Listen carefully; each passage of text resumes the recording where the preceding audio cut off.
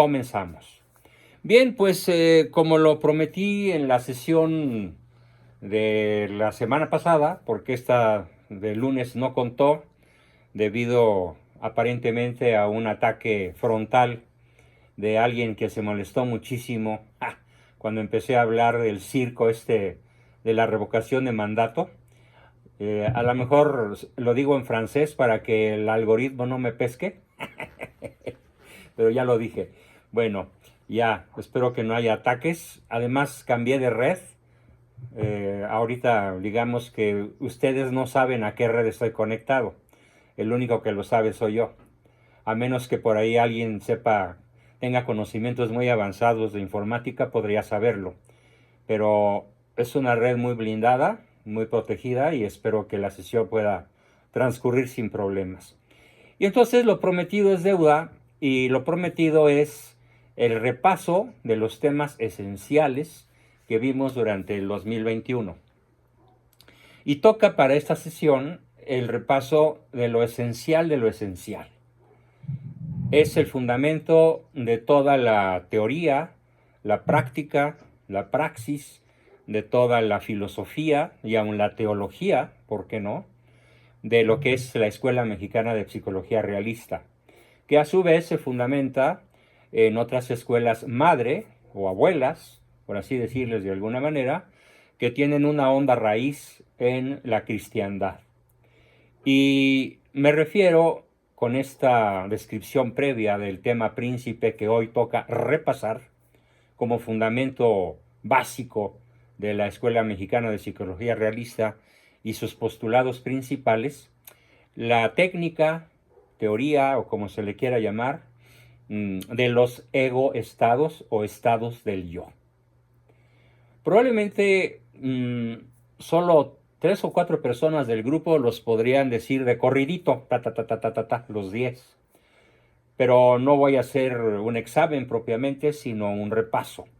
Y como siempre, después de 50 o máximo 55 minutos, pues entrarán las preguntas que todo mundo quiera hacer para reafirmar algo tan importante, que si no se entiende, si no se toma en cuenta, si no se asimila a escala ideológica, verbal, afectiva y de acción, difícilmente podríamos entender o aplicar todos los demás veintitantos, casi hasta 30 temas que forman la médula de este taller de En busca de la mejor versión de mí mismo.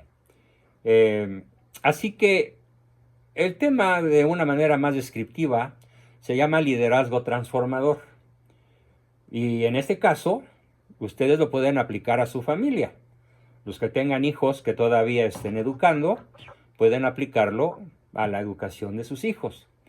Los que ya no tengan hijos, pueden aplicarlo a algún manejo empresarial, laboral, y los que no, alguna ama de casa que aparentemente no tenga subordinados, podría pensar que de todas maneras no hay ser humano que se escape en la vida cotidiana de vivir dentro de lo que es esta cuestión, ego estados o estados del yo, que se pueden aplicar, como lo haremos en esta sesión de repaso, al liderazgo. Entendiendo por liderazgo la traducción exacta de la palabra en alemán, en inglés, en ruso, en francés, en castellano, que significa conducir, to lead, líder, conducir, llevar a.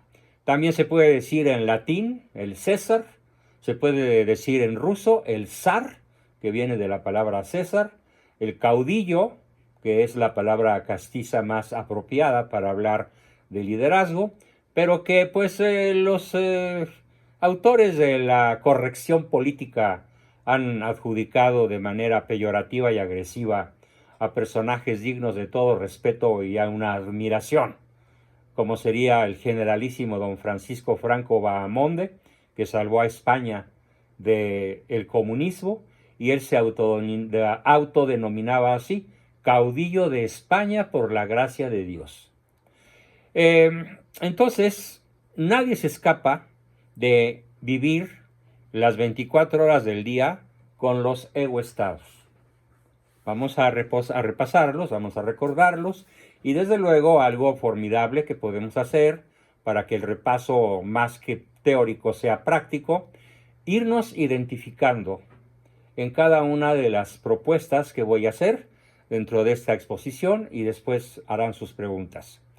El primero que señala históricamente la existencia de los egoestados es nada menos que el apóstol San Pablo. ¿Sí? San Pablo describe de una manera prácticamente insuperable lo que a partir de la segunda mitad del siglo XX los grandes psicoterapeutas realistas, sobre todo en Argentina, en Austria, un converso al cristianismo de origen canadiense, judío canadiense, el doctor Eric Berne, empiezan a manejar, pero no superando, sino profundizando y ampliando esta gran propuesta, esta gran reflexión que nos hace el apóstol San Pablo, que dice así. La tengo en la pantalla para que me vayan siguiendo. Y ni siquiera entiendo lo que me pasa, porque no hago el bien que quisiera, sino por el contrario, el mal que detesto. Pero veo en mis miembros otra ley que está en guerra con la ley de mi mente, y que me entrega como preso a la ley del pecado inscrita en mis miembros. Desdichado de mí, ¿quién me librará de mí mismo y de la muerte que llevo en mí? San Pablo en la epístola a los Romanos 8, versículos del 15, 23 y 24. Desde luego la respuesta viene un poco después. ¿Quién me librará de la muerte que llevo en mí? Evidentemente, pues solo Cristo salva. Y no, por supuesto, ese sujeto al cual el padre Solalinde acaba de adjudicarle rasgos divinos, mejor conocido como el bulto de palacio, que según el padre Solalinde es un Cristo en la tierra, ¿no? Ese no salva, ese simplemente destruye. ¿Cuáles son los egoestados básicos? ¿Y qué quiere decir egoestado? Volteamos la palabrita y ponemos primero estado y luego la palabra ego. Y entonces son los estados del ego. ¿Y qué significa ego? Estado del yo.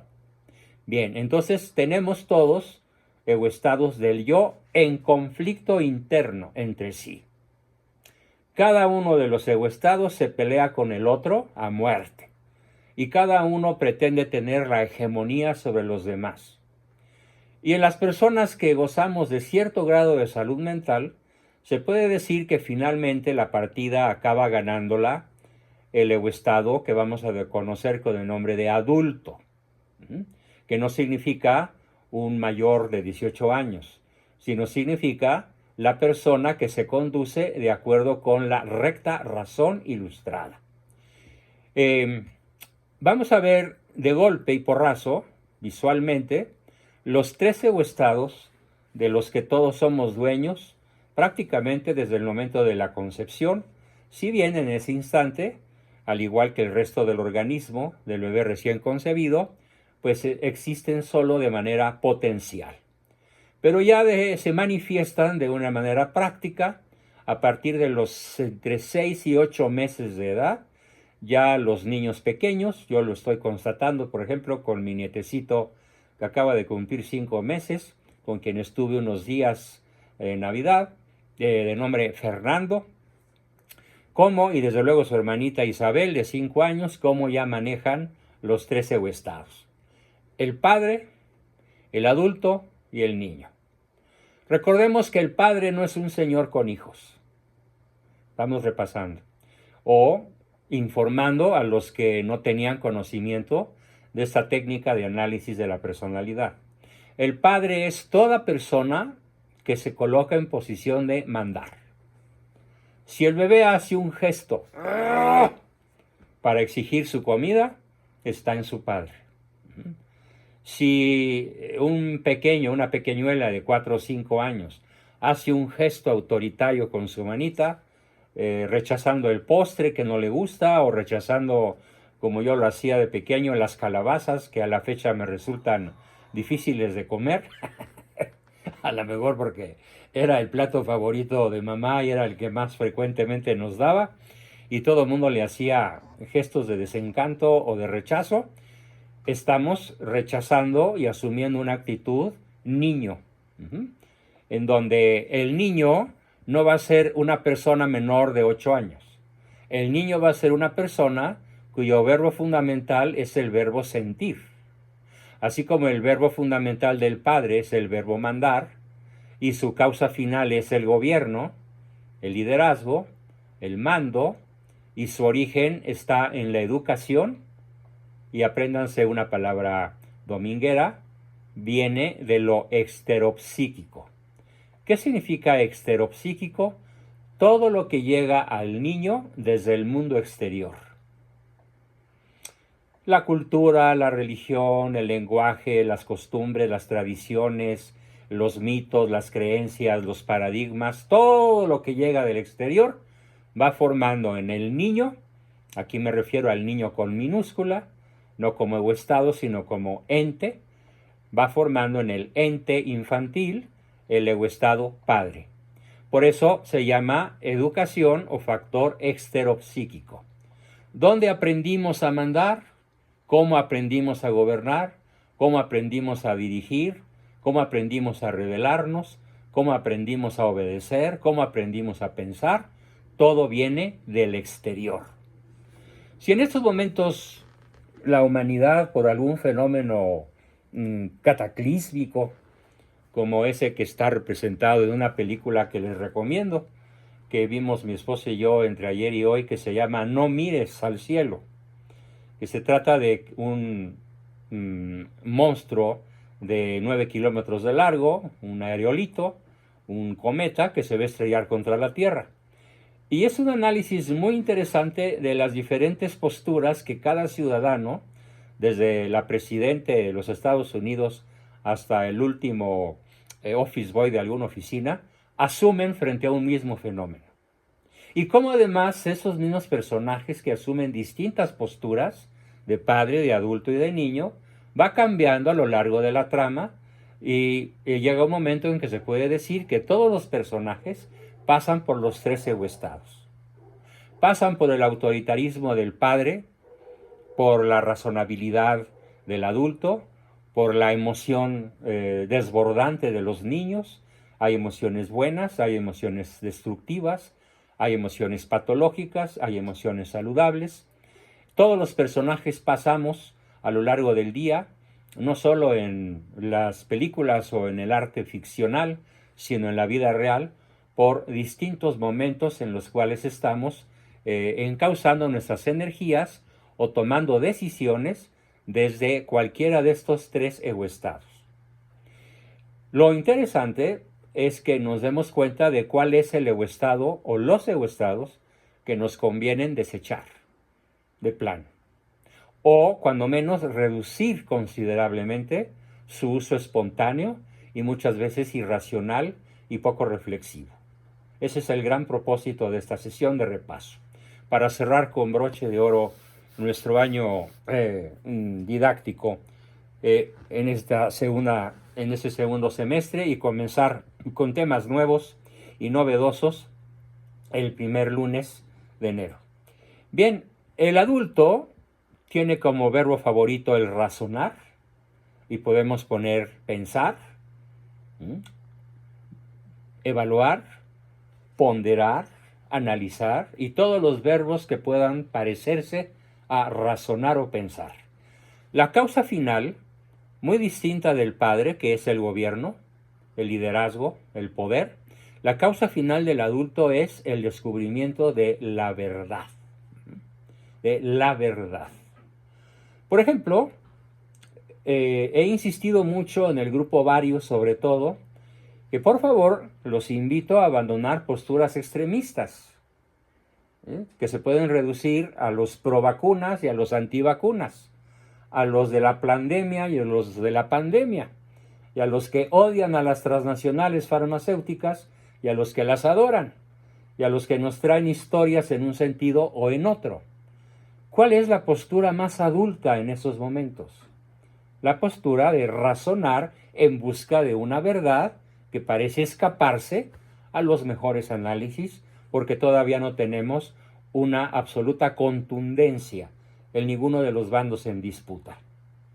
Sin embargo, puede ser que alguien crea con absoluta certidumbre, con absoluta sinceridad, que lo que piensa es correcto. Bien, realista, verídico. Aún así lo invito a utilizar siempre el adulto que razona en busca de la verdad. Con una acotación muy interesante, que espero que todos asimilen, aunque la diga de golpe. La verdad, que es la pasión del adulto, es absoluta, es invariable, es anterior a ti, superior a ti, independiente de ti y de mí, existe desde siempre. Y aunque yo me muera o toda la humanidad desaparezca, la verdad sigue siendo la que es. Pero hay que descubrirla, porque nuestro descubrimiento de ella suele ser lento, torpe, azaroso, con subidas y bajadas, y por lo tanto, aunque la verdad es absoluta, nuestro conocimiento de ella es relativo. Es perfectible, es cambiante, es profundizable, es ensanchable, y es la mejor manera de mantenernos en un carácter neopsíquico. ¿Qué quiere decir neopsíquico?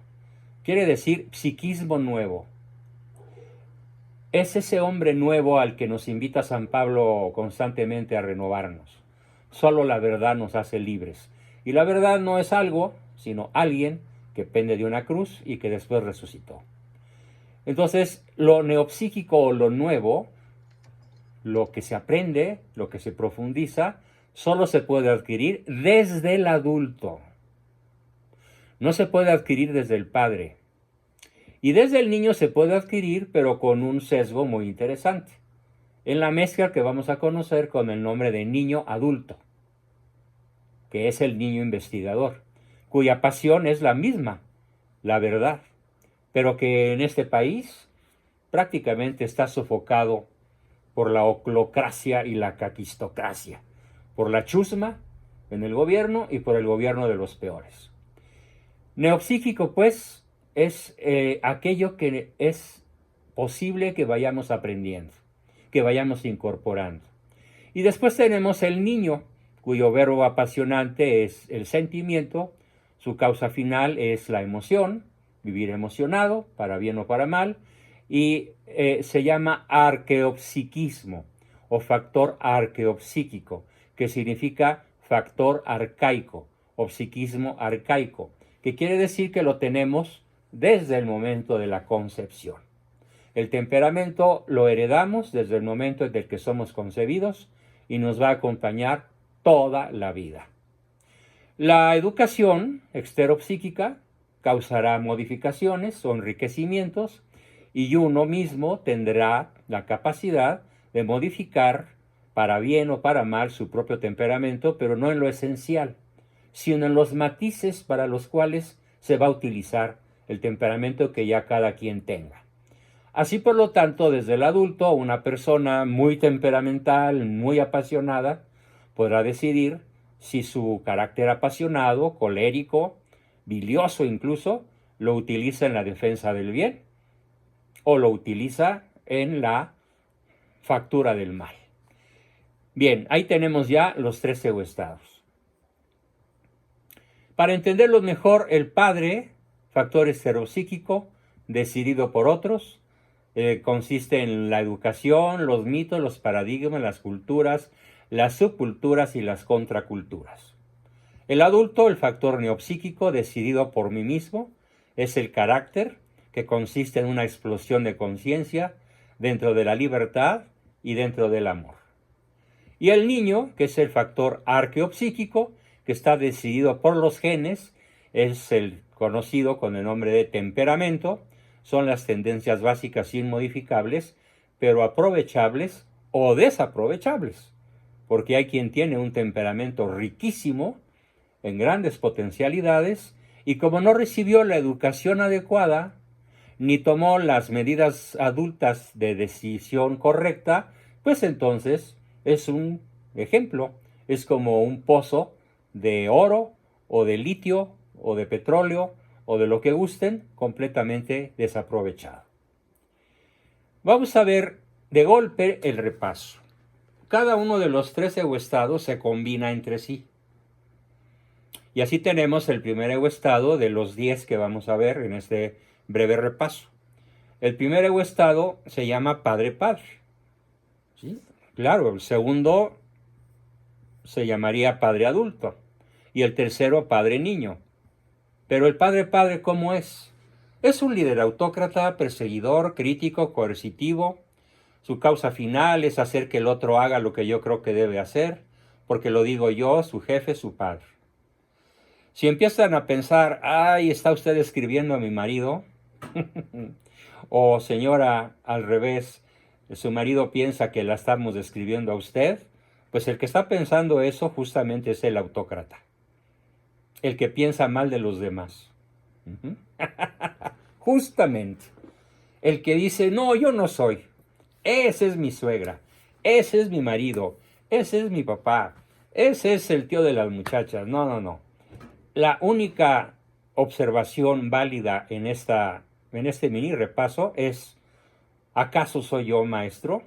Y hacer el esfuerzo de probablemente reconocer que en efecto tengo mis rasgos autócratas, cuyos símbolos son la armadura, pues es un tipo impenetrable, el penacho, símbolo de la soberbia, a la lanza le damos el herir con la verdad, el escudo, símbolo de rechazo a la gente, y la cruz, bueno, no es la cruz de Cristo, es la cruz de la autoimagen perfecta, ¿no?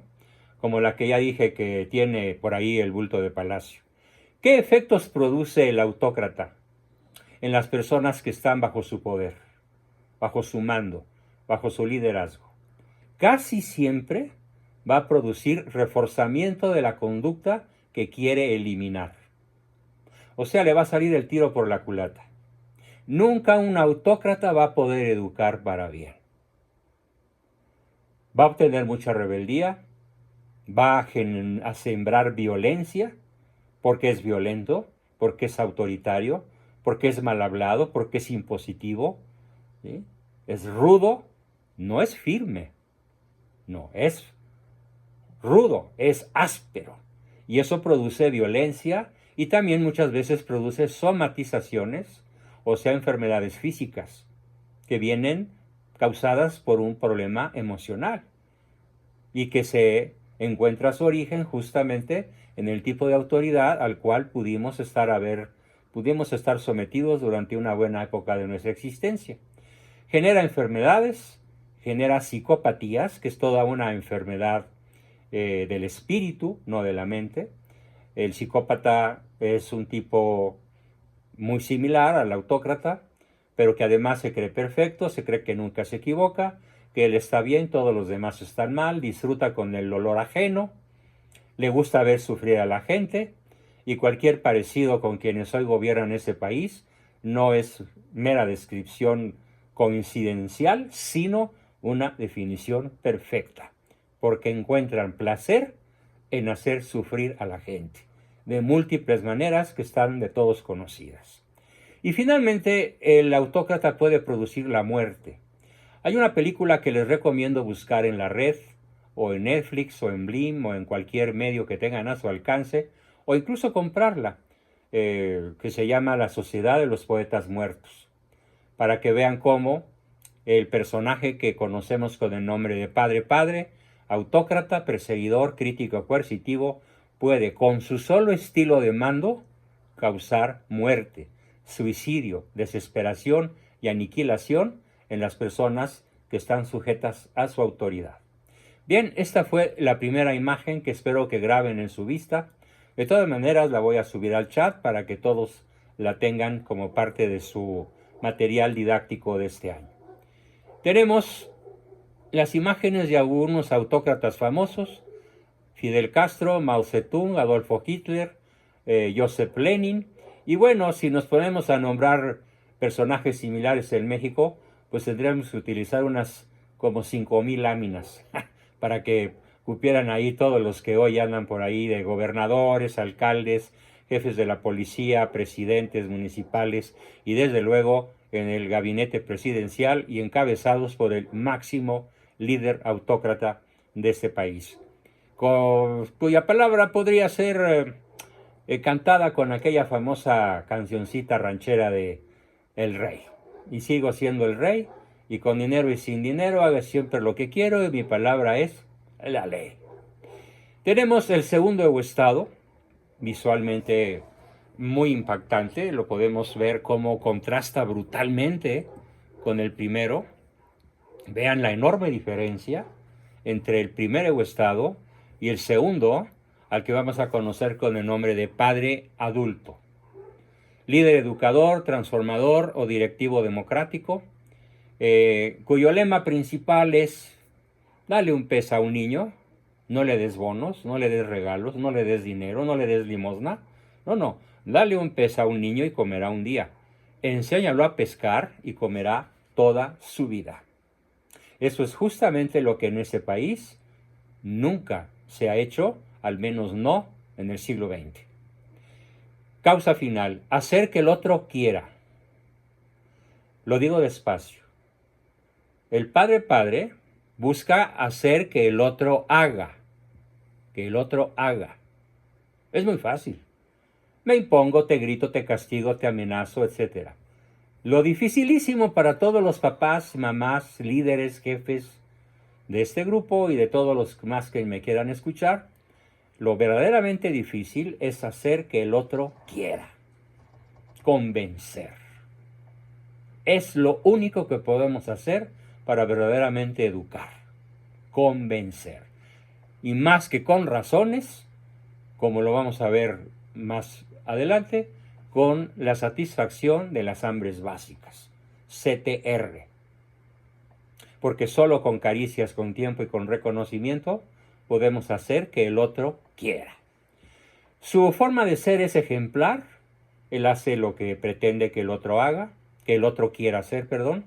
Es persuasivo, es paciente, es abierto, es comprensivo, es ético, en el más puro sentido de la palabra, es técnico y es equilibrado. Ni muy, ni tan. Buscador invariable del justo medio, que es una de las definiciones más brillantes de lo que es la virtud.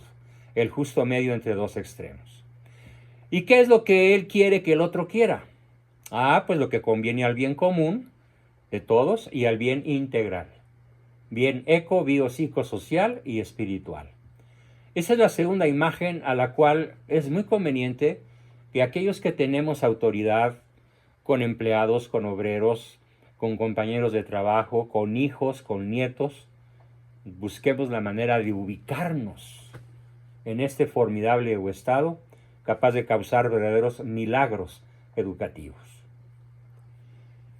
Líderes transformadores muy conocidos: Ratzinger, Agustín de Iturbide, Isabel la Católica, San Juan Pablo II. Muy bien, gracias Ricardo por tus saludos a los 4 personajes. Y podríamos abundar mucho en otros que también podrían caber en esta lista, pero pues en México la verdad es que visibles en lo que es el gobierno de cualquier naturaleza, municipal, estatal o federal, no los tenemos. Si alguien descubre algo por ahí, habrá descubierto un garbanzo de a libra. Pero que yo conozca alguno, la verdad no. Bien. Errores que evita el padre adulto. Vean, ¿qué es lo que el padre adulto no hace? Retirar el afecto o enojarse, no lo hace. ¿Por qué? Porque produce reforzamiento de la conducta que se quiere eliminar. Así que el primer error, amigos, señoras y señores, que estoy invitando a que dejen de cometer, es el enojarse con el que se equivoca.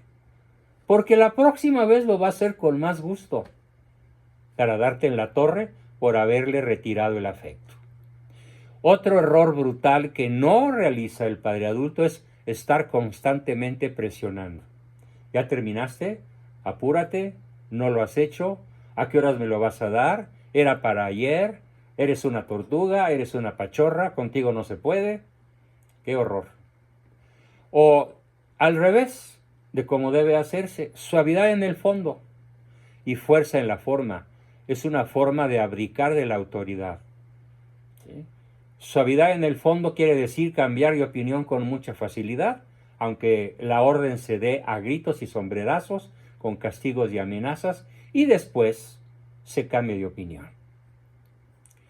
¿Qué cosas sí hace el padre educador? Suaviter in modo, fortiter in re. Latín, diseñado desde la época del Imperio Romano, nada menos que por un formidable emperador romano que fue Julio César. Suavísimo en el modo o en la forma, y fortísimo, firmísimo en la cosa o decisión. De tal manera que cuando tú vas a decirle un no a un adolescente, a un niño pequeño, a un jefe, a un compañero, se le vas a decir con una exquisita suavidad. No. Una sola vez, en voz baja y con una firmeza tal que el otro sabe que se estrella contra una pared de cemento armado y reforzado con acero al tungsteno. Porque el no es no. Con firmeza en el fondo y suavidad en la forma. Eso sí educa. Y se llama formación o fijación de límites. Otras reglas del padre adulto: proporcionar una frustración no agresiva, mantener explícito el afecto incondicional, mostrar el nexo evidente entre el error y su consecuencia lógica. No son lógicos golpes, humillaciones, comparaciones, retiradas de afecto, agresiones, chantajes o manipulaciones. Educación en el riesgo para la libertad. Qué difícil es que una mamá mexicana típica sea una educadora de sus hijos, permitiéndoles o facilitándoles correr riesgos. Prefiere tenerlos debajo de un capelo para que no les dé ni el viento, ni el aire, ni el sol. Por eso un chiste que yo oía desde niño era este. ¿Qué es un suéter? Un suéter es una prenda que el niño usa cuando la madre tiene frío. Regalar caricias incondicionales habitualmente, dotarlos de una visión trascendente de la vida. Hijito, te vas a morir. Todos rendimos cuenta en el momento menos pensado. ¿Cuántos padres de familia nunca les han hablado a sus hijos de la muerte? Ay, porque qué tema tan chocante, tan desagradable. Cuando debiera ser un tema de conversación, si no frecuente, cuando menos lo suficientemente contundente para que nuestros hijos no lo pierdan jamás de vista. Predicar silenciosamente, con el ejemplo personal, fijar, negociar o imponer límites firmes e insalvables. Proporcionar castigos lógicos, estructurar tiempo de juegos, dar reconocimiento y reforzamiento a las cosas que hacemos bien, que hacen bien, mucho más que fijarnos en lo que hacen mal. Reacción nula ante el error y ser consistente yo en las virtudes que quiero que ellos aprendan. Consistencia, no cambio de veleta o de azogado, que es una enfermedad que nos lleva a estar siempre cambiando de posición. El perfil de un triunfador es abierto al cambio, investigador y estudiante habitual, tiene una ética de alto nivel, está formado en la cultura del esfuerzo, es multivalente idiomáticamente, es polivalente culturalmente, tiene plena informatización, es dueño de múltiples herramientas técnicas y habilidades propias del oficio o profesión, ejerce un liderazgo transformador, es capaz de manejar con éxito las 6 C. Cambio, todo cambia. Competencia, la vida es competencia. Clientes, ¿sí? Nuestros hijos son nuestros clientes, nuestro prójimo es nuestro cliente.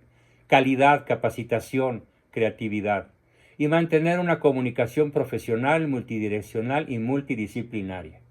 Sugiero que cuando tengan el material se autocalifiquen, hagan una saludable autocrítica basándose en cada una de las reglas anteriores del padre adulto y una calificación honesta del 0 al 10 en cuanto consideran de estos 10 puntos estar trabajando o avanzando o teniendo alguno de ellos o reconociendo aquellos que apenas hayan sido conocidos teóricamente.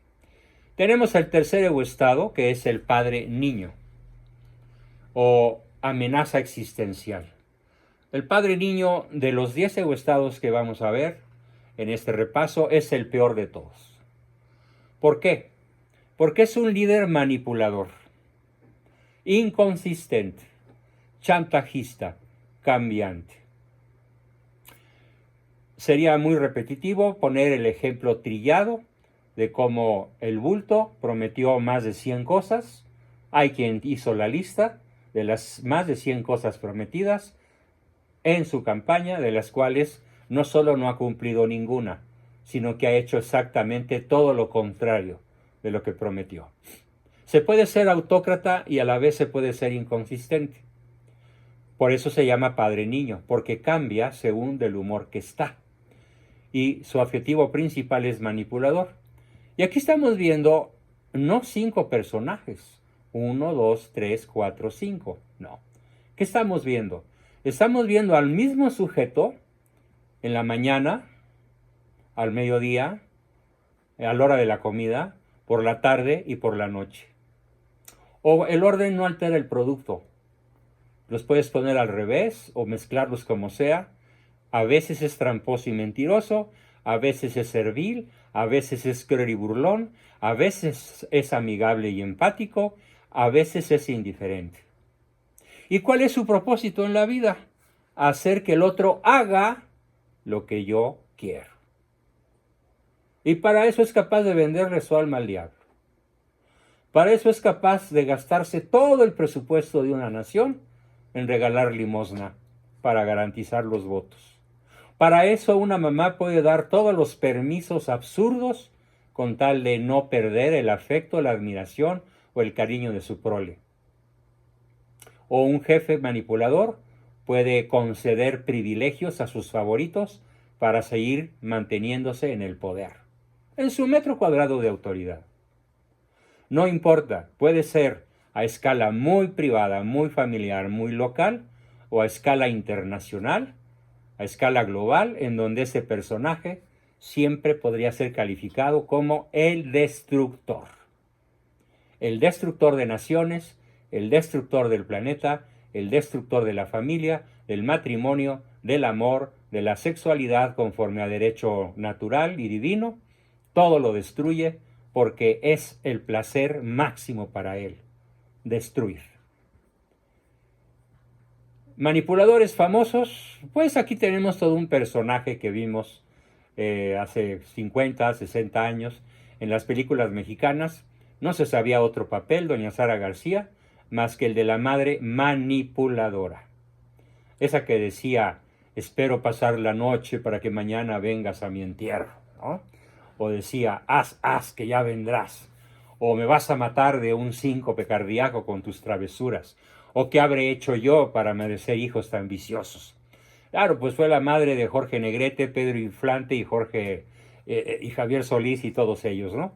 Tenemos al rey Sol, rey de Francia, que decía, el Estado soy yo, y al monstruo de Amstetten, que es un sujeto que sedujo a una multitud de chamaquitas, y una de ellas era su hija y la embarazó. Por eso está ahí como un prototipo de lo que es el padre manipulador que, aunque tenga enfrente a su hija, la vinculación de sangre no lo detiene para cometer las peores perversidades. El sureste mexicano alberga muchos de esos sujetos. Desgraciadamente es un hecho real. Tenemos el cuarto egoestado. Así como los invité a evolucionar su autoridad hacia este egoestado, hacia el padre adulto, el de suaviter in modo, fortiter in re, cuya imagen aquí tenemos, y que es el hombre o mujer con mando, con poder, con autoridad, que no va a dar pescados, sino va a enseñar a pescar. Tenemos una invitación igualmente poderosa a todo el grupo para evolucionar hacia lo que vamos a conocer con el nombre de adulto padre o ético. Entendiendo por ética la definición que ya he dado y que voy a reiterar. la ciencia que estudia lo bueno y lo malo de la conducta humana y nos hace proposiciones éticas que nos pueden llevar a la consecución del último fin, Dios. Así que el adulto padre tiene en su mira la ética como camino y el destino final de su vida, Dios. Por lo tanto, vive centrado en virtudes y valores universales. Recordemos el ciclo de virtudes que ya expuse en este grupo de manera detallada, ciclo que vamos a continuar el 3 de enero con las virtudes sobrenaturales, la fe, la esperanza y la caridad. ¿Cómo es? Austero, veraz, austero pero no a costillas de otros, es austero pero a costillas propias. Él no hace sufrir a nadie con su austeridad. Puede ser espléndido con los demás y austero en sí mismo. Veraz, siempre dice la verdad, sencillo, humilde, leal, fiel, honesto, diligente, autocontrolado.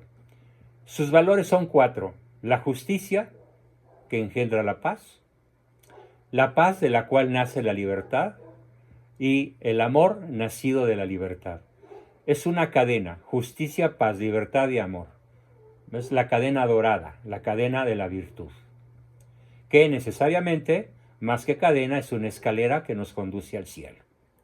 Se guía por los 10 mandamientos, buscando el bien moral, la verdad absoluta, la belleza auténtica, la unidad interior, y su causa final es hacer el bien sin mirar a quién, de manera incondicional.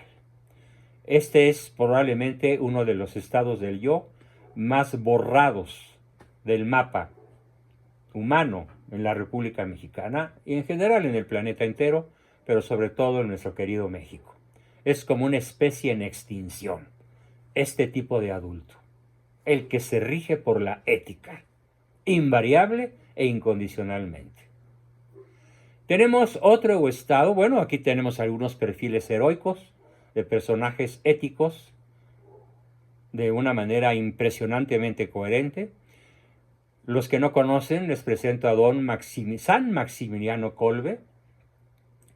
Ya conocemos a San Francisco de Asís y desde luego a mi filósofo teólogo favorito, Santo Tomás de Aquino. Los tres radicalmente éticos de una manera no excesiva, porque la ética nunca será excesiva, sino heroica. Por eso son perfiles éticos heroicos.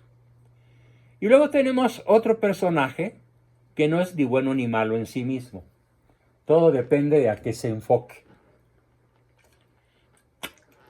Vamos a suponer que mi buen amigo Ricardo, a quien tengo aquí a tiro de piedra en el segundo cuadrito a mi derecha, es un adulto técnico, cuya causa final es hacer lo que procede utilitariamente y hacerlo bien hecho.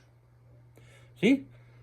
Y que no busca hacer las cosas buenas, sino las cosas bien hechas. Y que un ser humano cualquiera con un poderoso adulto técnico, sin ética y sin empatía, podría ser un psicópata eficiente, capaz de causar una hecatombe nuclear porque procede. Como ya causó la hecatombe nuclear en Hiroshima y Nagasaki, un par de presidentes gringos que fueron adulto. Pero ojo, alguna vez alguno de ustedes comentó pues, que no tuvo árbol genealógico. No, sí, obviamente sí, tuvo mamá y abuelita y todo lo que quieran. Lo que no tiene es ni pizca de dignidad humana, ni de amor por la humanidad, porque no se rigen por el amor, se rigen por datos o finalidades estrictamente técnicas. Pero si este amigo del que hablo, Ricardo o cualquiera de nosotros, tiene un poderoso adulto técnico, pero este adulto técnico está regido por el ético, es una maravilla. Es algo formidable. ¿Por qué? Porque entonces no se contenta con hacer las cosas no se contenta con hacer las cosas bien hechas, sino que esa persona, que además de técnica es ética, va a buscar hacer el bien bien hecho. El bien es el ético, lo bien hecho es el técnico. Pero también corremos el riesgo de enfrentarnos con una persona que hace el mal bien hecho. Y esto probablemente es uno de los peores azotes en la historia de la humanidad. Cuando le preguntan a Franklin Delano Roosevelt, muy simbólico su segundo nombre, Delano. Imagínenlo. Franklin Delano Roosevelt es interrogado por los científicos que habían fabricado la bomba atómica y le ruegan que no sea disparada la bomba atómica sobre Hiroshima y Nagasaki, por dos razones.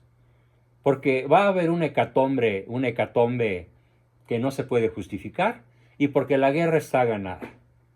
Y Franklin Delano Roosevelt contesta, es verdad, la guerra está ganada y vamos a causar una hecatombe. ¿Por qué? Porque quiero ver el efecto en humanos e intimidar a mi rival ruso. Y por eso soltó las bombas en Hiroshima y Nagasaki, sin pizca de adulto ético y haciendo el mal bien hecho. Tan bien hecho que la bomba nuclear todavía sigue causando estragos en la salud de cientos de miles de japoneses 70 años después. Ese es el adulto. ¿Cuál es la única manera de justificarlo?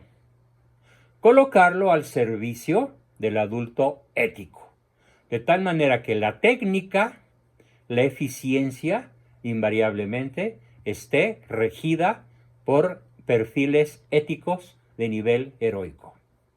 Resistámonos siempre a hacer el mal bien hecho y enfoquémonos siempre a hacer el bien bien hecho. Técnicos famosos, Einstein, que después del bombazo en Japón dijo, reconozco que hemos trabajado para Lucifer. Literalmente, así lo dijo Albert Einstein. Werner von Braun, el inventor de las bombas voladoras que después son los misiles atómicos.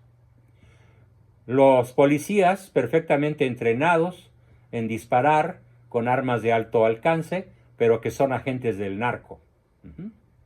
Nuevamente aparece otro personaje que es el Bernardo Provenzano, capo di tutti capi, cuya máxima hazaña fue haber manejado la mafia italiana durante 43 años sin haber sido pescado por la policía nunca.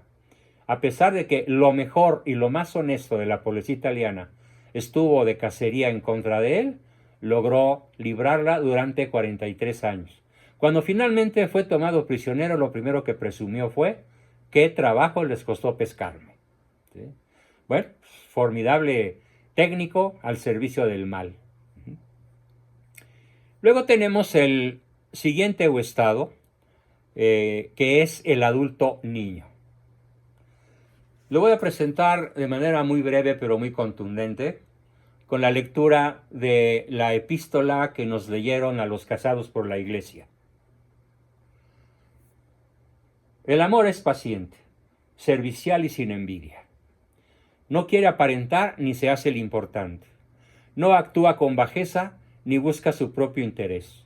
El amor no se deja llevar por la ira, sino que olvida las ofensas y las perdona.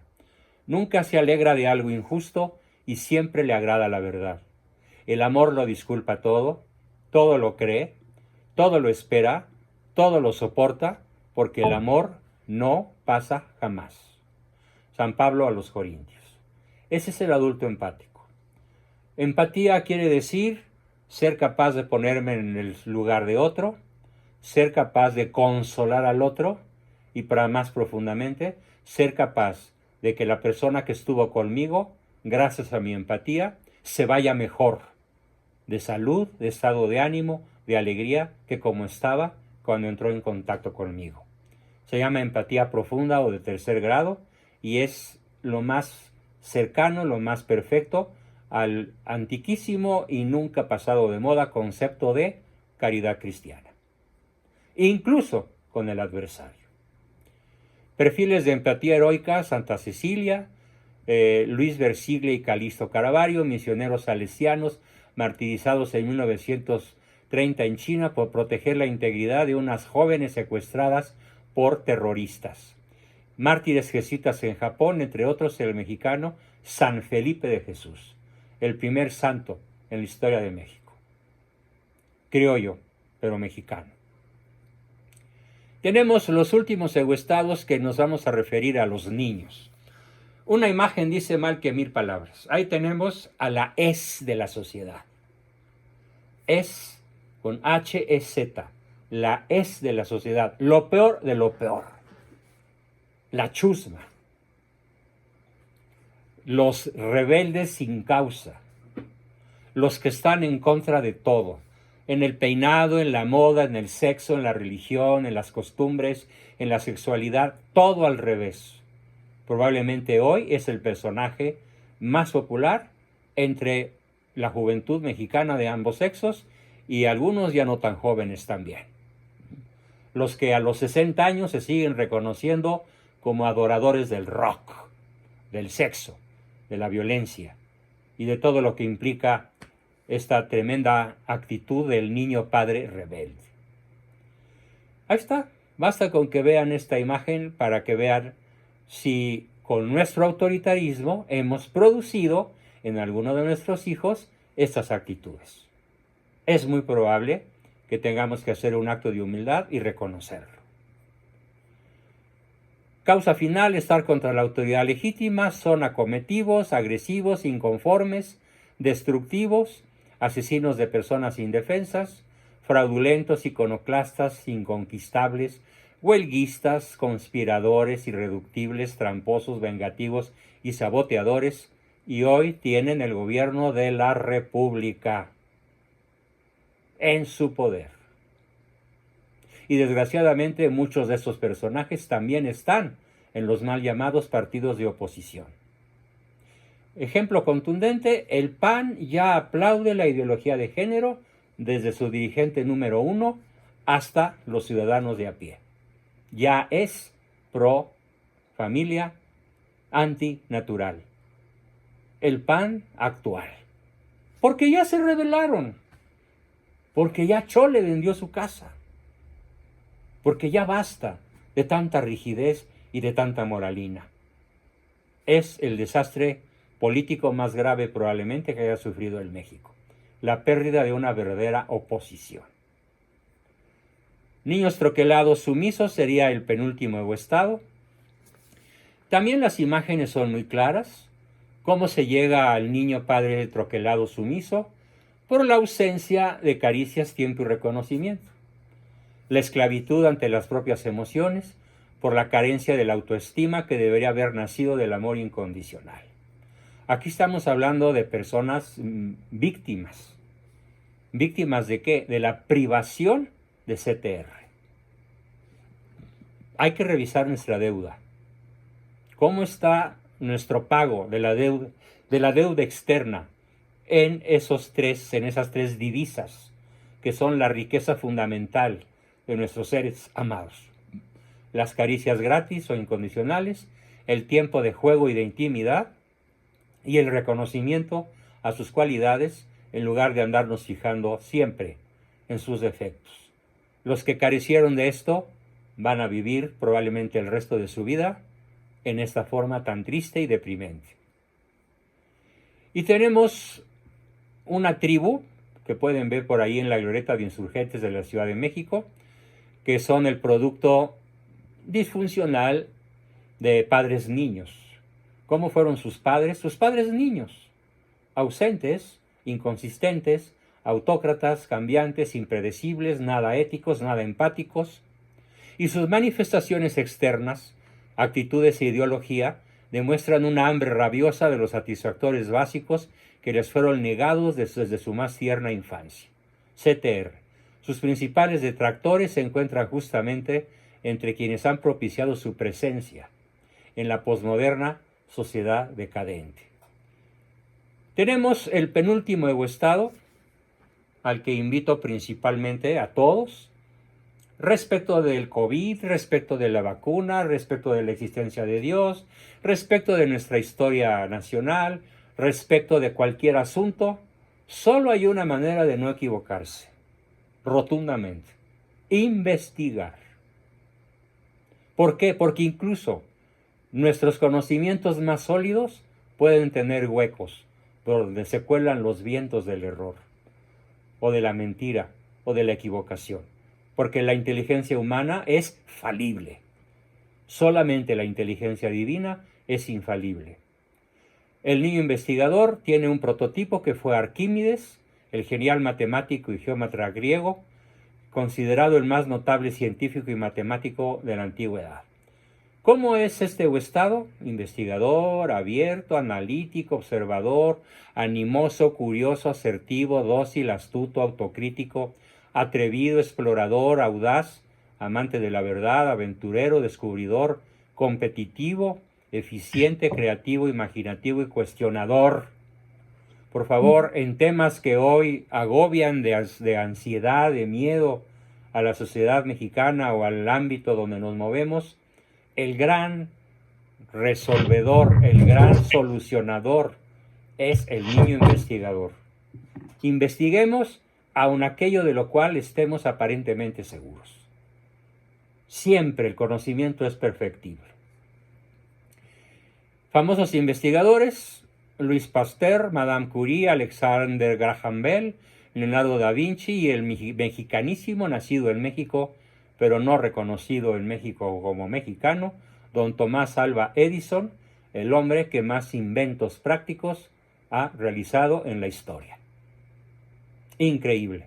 Nacido en México y no reconocido como mexicano, sino educado en los Estados Unidos por razones muy complicadas de su biografía. Y finalmente tenemos una imagen, dice más que 1000 palabras, a doña Gloria Trevi y alguna de estas del grupo rebelde, que es el NN, que es el niño narcisista, natural o hedonista, cuyas aficiones son la agresividad, las adicciones, la prostitución, la coprolalia o al hablar con palabrotas, la poligamia, ahora se llama poliamor, ¿no? El exhibicionismo, la indisciplina, el ateísmo, la vanidad, la impulsividad, la presunción, la seducción, la ambición, la impiedad, la mentira y el rencor. Antivalores en los cuales se fundamenta en gran medida el sueño dorado de la juventud decadente del planeta entero, particularmente en nuestro amado México. Causa final: obtener el placer por sí mismo, ya que solo lo placentero es bueno. El ético es: solo lo que conduce a Dios es bueno. Vean la radical contradicción del niño narcisista. Solo lo que produce placer por sí mismo es bueno. Solo lo placentero es bueno.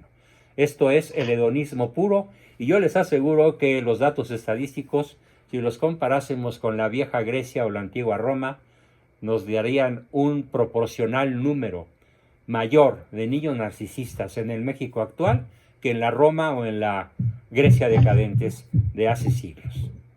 ¿Por qué? Porque ya se ve como lo natural, ya se ve como lo deseable, ya se ve como a lo que sueñan todos en sus redes sociales, en sus fiestas, en sus antros, en sus pachangas y en sus vicios y adicciones. Bien, pues con esto, mis queridos amigos, termina mi exposición del día de hoy. Había calculado 1 hora, me duró casi 59 minutos. El verdadero repaso, más que lo que yo haya explicado en estos momentos, va a consistir en volver a escuchar el video y en analizar con mucho detalle, en forma autocrítica, el material que voy a subir a todas las personas que hoy hayan participado, a todos los chats, para que nadie diga que no tienen estas láminas que acabo de presentar. Bien, y entonces así comenzamos nuestra sesión para comentar sus preguntas, sus aportaciones, etcétera. ¿Quién quiere comenzar? Adelante, por favor. Yo. Adelante. ¿Quién dijo yo? ¿Dan Lara? Osvaldo. Osvaldo, adelante, Osvaldo. Acerca del padre adulto, mi pregunta es, ¿cómo hacer que el otro quiera y cómo convencerlo? Después de haber hecho daño en ser padre autócrata, sería pues siempre darse tarea. ¿Hay algo más? ¿Hay algo más que puede uno Pedir perdón, hacer más? pedir perdón. Estoy incorporando a mi respuesta a lo que siempre te he dicho varias veces. Estoy diciéndote algo que nunca te había dicho. Porque tú nunca me Ajá. habías planteado la pregunta así, con tanta apertura y tanta sinceridad. Después de haber hecho mucho daño como autócrata, ¿qué sigue? Pedir perdón. Y siempre, ¿verdad? Y las veces necesarias. No solo es perdonar 70 veces 7, como Cristo nos lo enseña. También es al revés, pedir perdón 70 veces 7. En todos los tonos, en todas las formas, verbales, cantadas, por escrito, en verso, en poesía, en lágrimas. Nunca termina uno de pedir perdón a la prole cuando la hemos dañado con la autocracia. O peor aún, con la inconsistencia. Ah,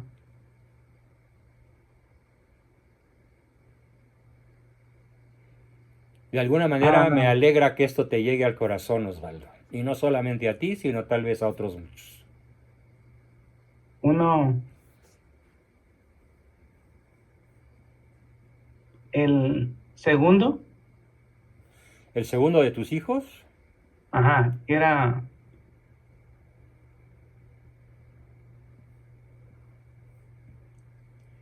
¿Era qué? era el más, ¿se acuerda que le hice comentarios que era el más rebelde? ¿Sí? Y que andaba mirando a una muchacha y que se iba hasta otra ciudad, pues ya, él ya está caminando. Derecho. Sí, Le pusiste límites. le he puesto, he hablado siempre y aunque la primera vez, pues sí me barrió y me atrapió. Era Ajá, predecible. Pues me, felicidades por eso, Osvaldo. Me alegra muchísimo escuchar que me está dio, marchando derecho ahora. El peor error que podrías cometer sería echarte para atrás. Mantén la firmeza, pero de todas las agresiones que le hayas causado como autócrata, te conviene ofrecerle tu más sincero perdón, suplicarle tu perdón, su perdón. ¿Bien? ah, y ahorita ten- tengo,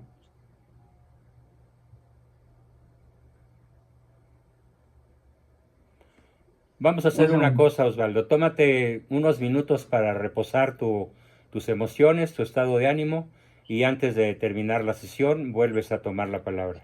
¿Ok? A ver, Ok, levantó la mano, si mal no recuerdo, Alicia Lozano. Adelante, Alicia.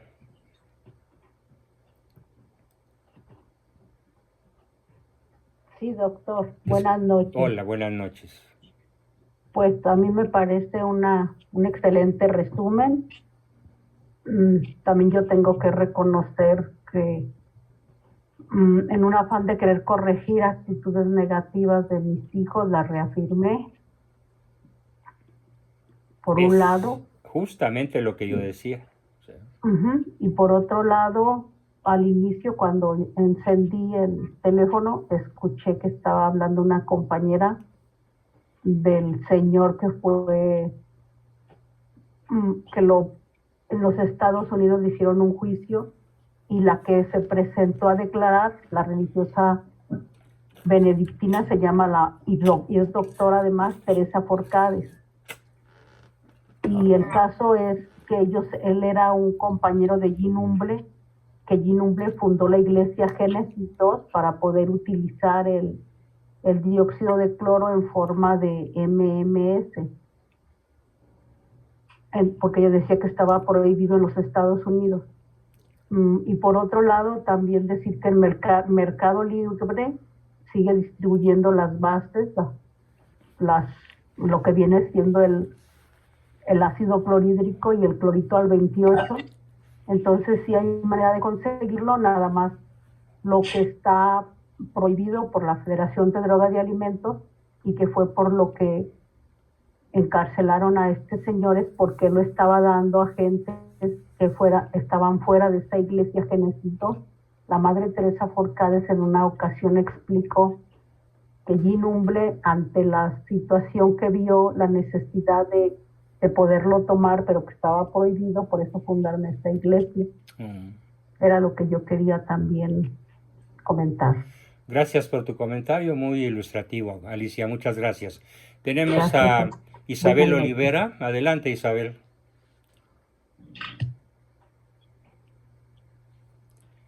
Enciende tu micrófono. Buenas noches, Víctor. Hola. Ahorita me ha recordado algo que, ¿cómo le diré? He tenido muchos errores, aclaro, con mis hijos, y cuando he hecho las cosas mal, les he pedido perdón. Bien. Pero apenas pasó algo que en eso quiero que usted me aconseje. Digamos que ahora me dicen que yo los obligaba a ir a misas desde chiquitos, que los llevaba yo a misas a fuerza, que yo, ¿cómo le diré? Los eduqué de esa forma, porque pues yo nací, digamos, católica hace 29 años cuando tuve la muerte de un bebé.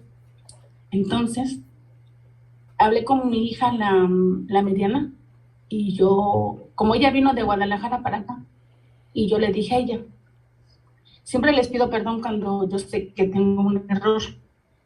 Les digo, pero de eso quiero que me aconsejes, no les voy a pedir perdón porque no me arrepiento.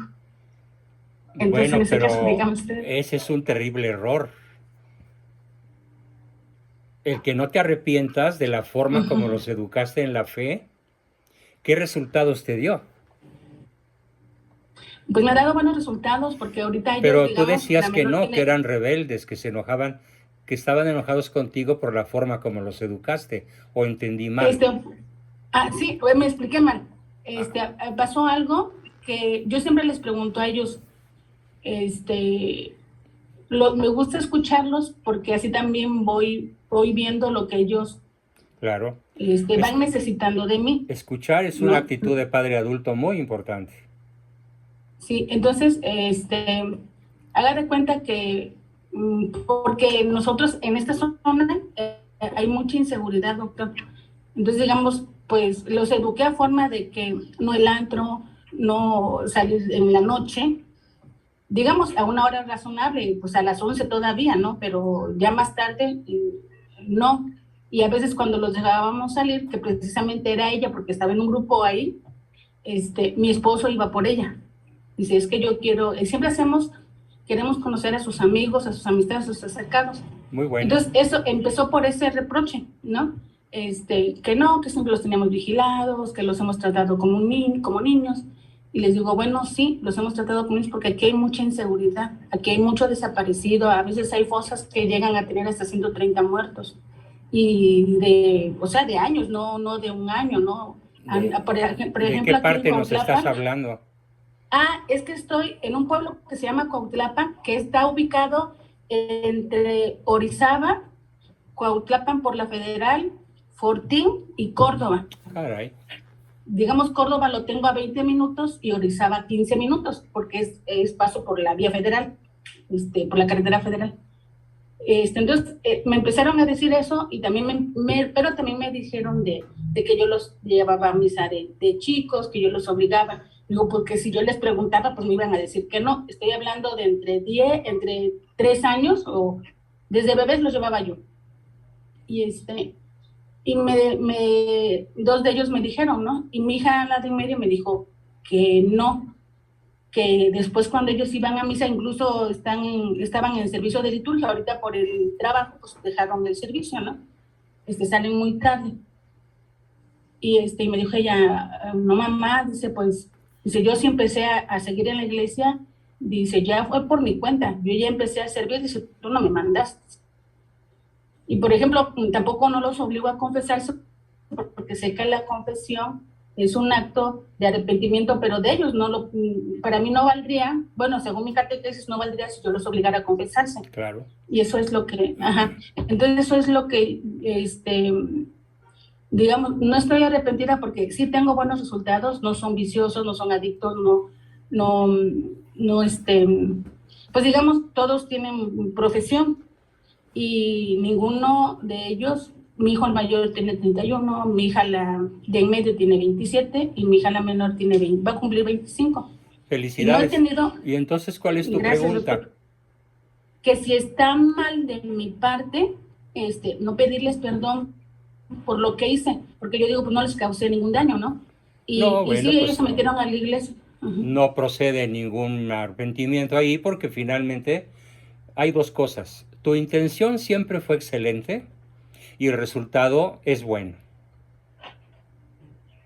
Entonces, como tu intención fue excelente y el resultado es de bueno a excelente también, pues no hay de qué pedir perdón.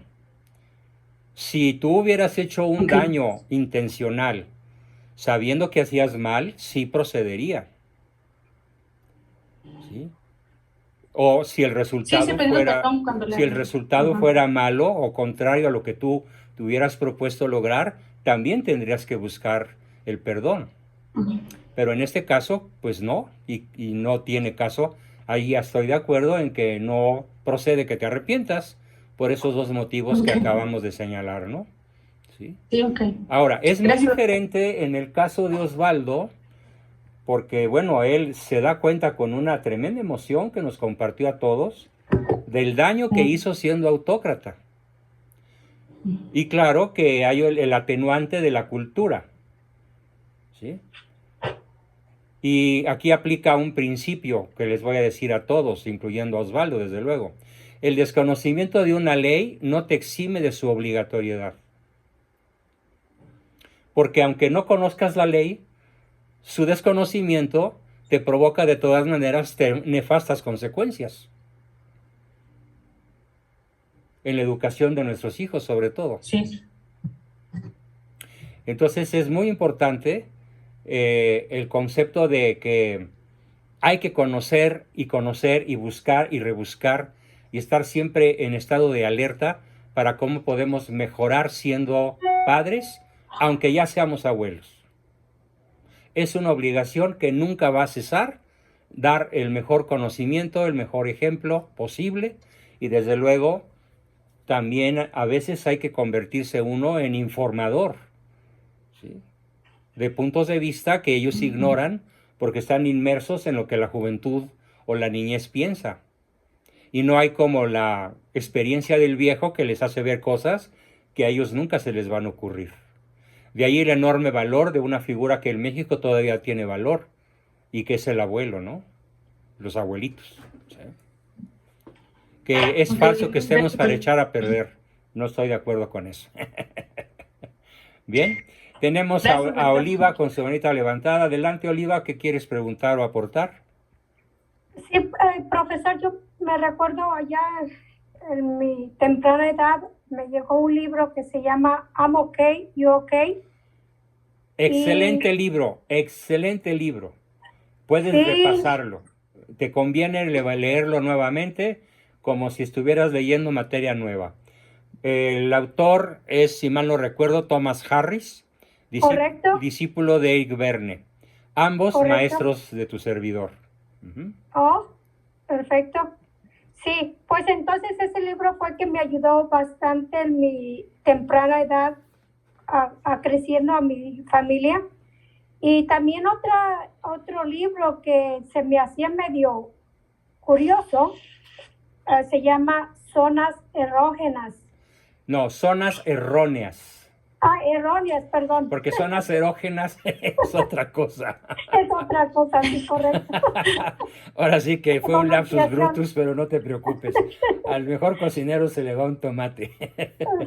Sí, Zonas perdón. erróneas. Correcto. Y fue curioso, refiero a esta anécdota, porque yo estaba pasando una etapa muy difícil cuando me llegó I'm Okay, You Okay a mis manos. Entonces no podía ni concentrarme, era tanta mi frustración, el estado anímico en que me encontraba, que no podía concentrarme ni siquiera en leer una página. Caray. Posteriormente, pues peleaba con iniciar la lectura, y un día bien me agarré y dije, al toro por los cuernos. Me agarré ese librito hasta que lo terminé. Y vaya, para la gloria de Dios, me ayudó bastante. Imagínate, lo que tú acabas de decirnos es justamente el triunfo de tu adulto sobre tu niño traumado. Claro. O sea, tu adulto tomó el mando, éticamente, técnicamente, empáticamente, hiciste un acto de amor por ti misma, un acto inteligente, lo hiciste técnicamente bien y lograste dominar a tu propio niño sumiso, que no podía ni concentrarse en leer. Correcto. Tenemos en vivo una formidable experiencia de cómo es perfectamente factible que uno solo pueda conocer y dominar los egoestados, porque son parte de nuestra naturaleza humana, y la libertad y la autocrítica son esenciales a cualquier persona que no está demente o que ya tiene uso de razón. Y ese ejemplo, profesor, me sirve para dar referencia a muchas otras etapas de mi vida en que me he sentido que no puedo, que la inseguridad de cualquier cosa me quiere sumir, y digo, no, para adelante. ¿Qué va a pasar? Lo más que va a pasar es que no salga como yo espero, pero habré aprendido algo. Y eso es mi actitud en la vida, en todo aspecto. Bueno, de... Pues felicidades, ya quiere decir que ya lograste que tu adulto sea el conductor de tu vida. La gloria de Dios. Cosa que no es muy frecuente, y la verdad te felicito de todo corazón, no solo por lo que estás diciendo ahorita, sino porque pues ya te conozco de tiempo atrás y sé que lo que dices es no solo con sinceridad, sino con plena veracidad. Gracias, Oliva. Gracias. ¿Tenemos por ahí alguien más que quiera preguntar, aportar, testimoniar? Todavía tenemos unos minutos. ¿Quién quiere hacerlo?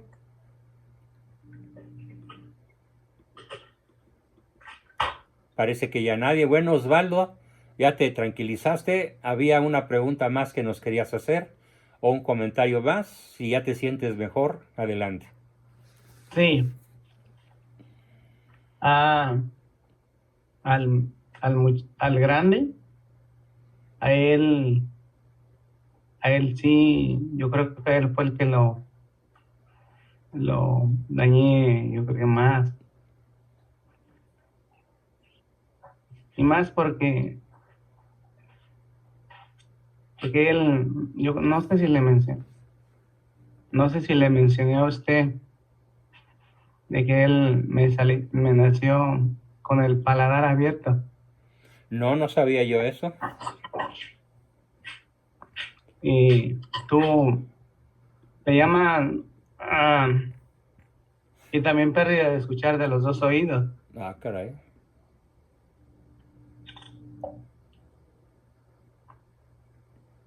Tuvo varias cirugías. Y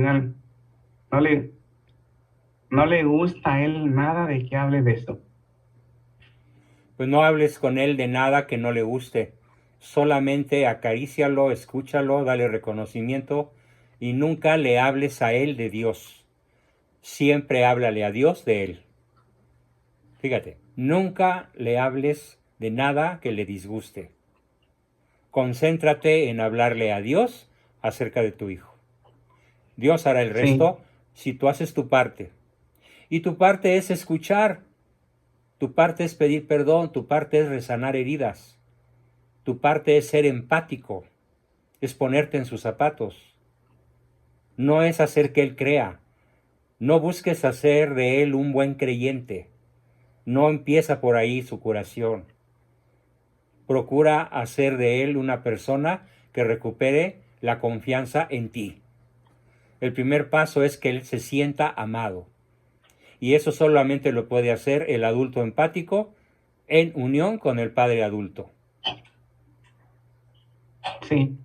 Olvídate de la autocracia, olvídate de dar consejos, olvídate de dar sermones, no va por ahí. Sí.